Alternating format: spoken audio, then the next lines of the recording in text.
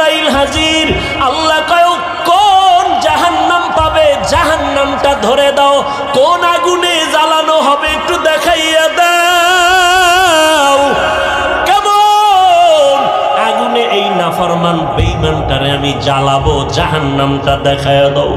এরে নবীর উম্মতের দল, জাহান্নামটা দেইখা অন্তরের পানি শুকাইয়া পাগল, ওদিকে আজরাইলের চেহারাটার আকৃতি দেইখা পাগলের মতো হয়ে যাবে।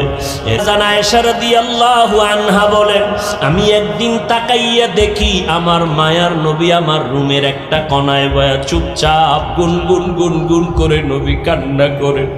আমি আয়েশা ভয় পেয়ে গেলাম, না জানি কোনো বেয়াদবি আমি করে ফেলেছি নাকি। আমি আয়েশা নবীর পাশে গিয়ে দাঁড়াইয়া বললাম, ও মায়ার নবী, আপনি আমার রুমের মধ্যে বসে কেন কাঁদেন?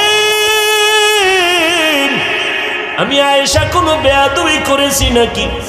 না রে আয়েশা, তুমি